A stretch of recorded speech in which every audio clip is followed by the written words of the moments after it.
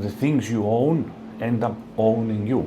That line from the movie Fight Club haunted me for weeks as I was wrestling with the thought of how I would move all my stuff to Asia. Before you think that maybe I was forced into this because of some bad financial situation, I have to make clear I had the funds to move everything, and choosing not to, that was a conscious choice from myself for freedom and mobility. That was not like a budget hack. Hey everyone, welcome to another video of the Lone Stack here in my minimalistic office in Thailand. As you may see, I have not built like a studio or something, just have a microphone here that I use for my voiceovers, but there is no lighting, nothing, no green screen, nothing. And I shoot this video today here because it's related to what I want to share with you. Back in my home country, before I come to Thailand, I have built like a high-end home office exactly the way I wanted. Multiple computers for gaming and work. I had an iMac Pro, full specs. I had books, many books that I have gathered over the time, collectibles, my Blu-ray movie collection, Xbox and many games. And I have spent, let's say, a small fortune, more than 20,000 euro to buy all of this stuff.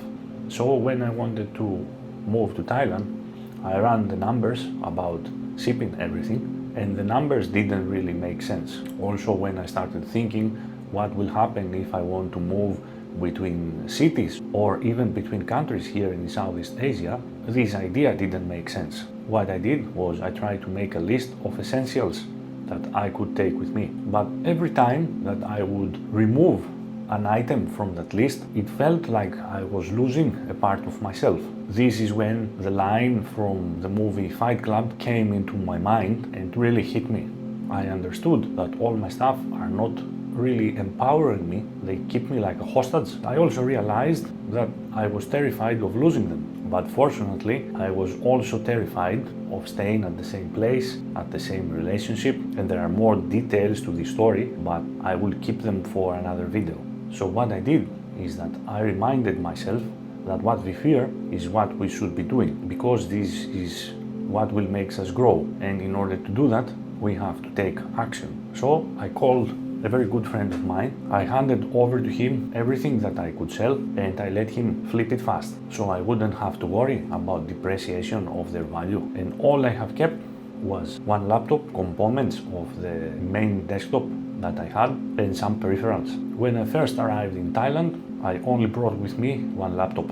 I bought an additional 24-inch external monitor from a local store here. I have to tell you that almost after 2 months, I was very comfortable working remotely, doing trading and even gaming with this simple setup. No problem at all. Later on, of course, when I decided that I will stay long term here, I also brought back with me the components of the desktop that I had back home.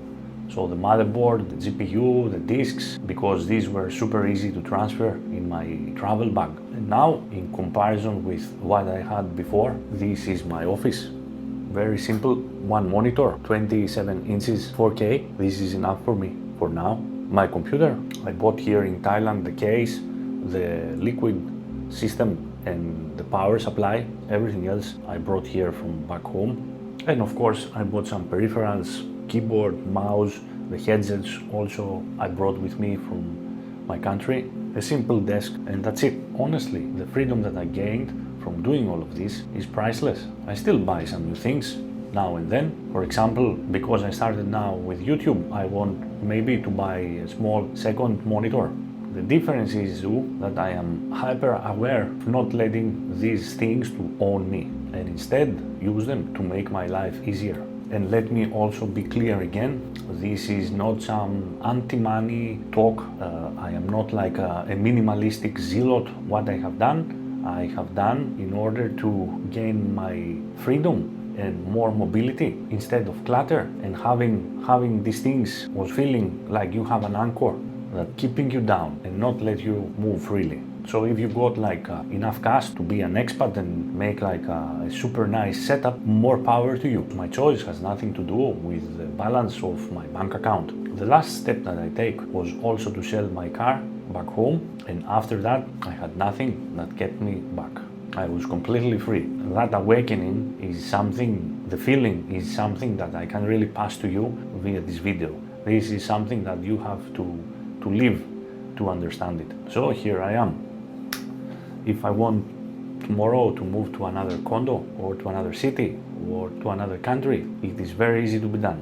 And I'm really happy about how things turned out after taking this decision. And if you relate to all that, I would really like to read your thoughts. You can comment below, and if you like this video, please subscribe to my channel and click the like button. Thank you for watching, and see you on the next video.